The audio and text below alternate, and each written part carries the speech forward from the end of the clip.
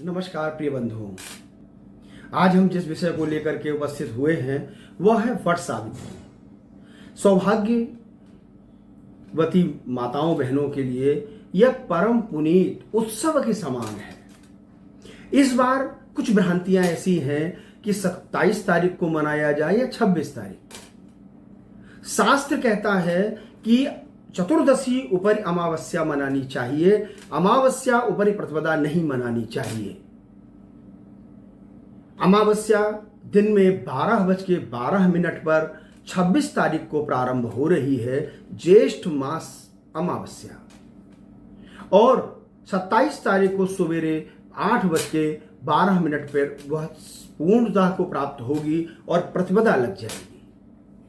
इसीलिए इस बार सोमवती अमावस्या नहीं मनाई जाएगी, क्योंकि सोमवती अमावस्या का मनाने का प्रावधान सूर्योदय से 2 घड़ी तक है, वह सूर्य प्रधान है।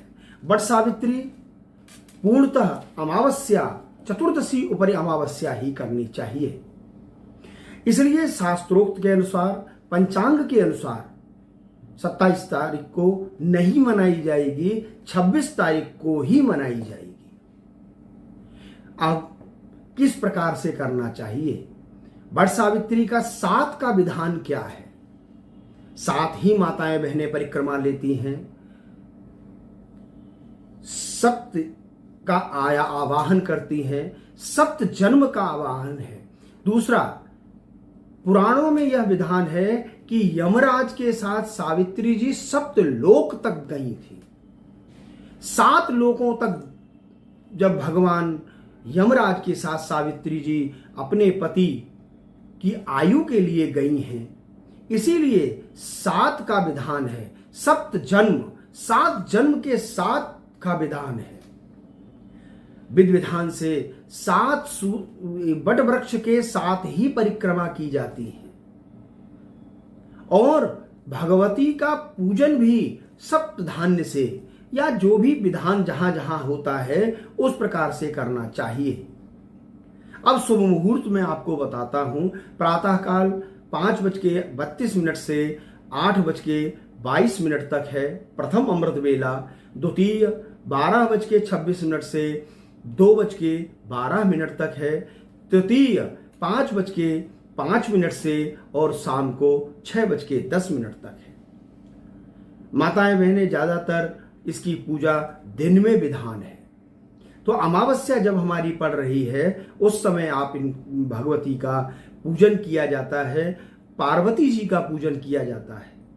वट वृक्ष में भगवती पार्वती का पूजन किया जाता है। शास्त्र ये कहता है कि भगवती का विधि विधान से पूजन करने के बाद भगवती के 108 नामों का उच्चारण करना चाहिए, नहीं तो देहि सौभाग्यमारोग्यम देहि में सुख संपदः पुत्रान देहि धनम देहि सर्वान कामाश्च देहि में, इसका भी पाठ किया जा सकता है। शुभ सुंदर वस्त्र पहन करके, सुंदर सुंदर आभूषणों को धारण करके सभी समूह में भगवती का पूजन किया जाए। परंतु इस बार जो एक मन में जो व्यथा थी, उसके लिए मैंने यह सोचा कि आप लोगों को शास्त्रोक्त अनुसार, पंचांग के अनुसार और ज्योतिष की गणना के अनुसार यह जरूर बताना चाहिए कि कब यह मनाया जाए।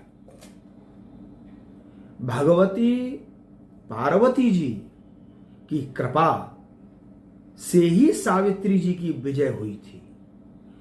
सावित्री जी की विजय का उत्सव ही सभी सुहागिनें माताएं बहनें मनाती हैं। इसको करने से सभी प्रकार से मंगल कामनाएं तो प्राप्त होती ही हैं। यह उत्सव उत्तरीय और दक्षिणीय पर वर्गों में 15 दिन तक मनाया जाता है।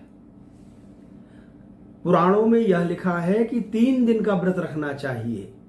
अगर 3 दिन का नहीं रख सकते तो उस दिन विधि विधान से पूजन करके सौभाग्य की लंबी कामना से पूजन करते हुए यह व्रत का पारायण और हर्षोल्लास से पूजन मनाना चाहिए।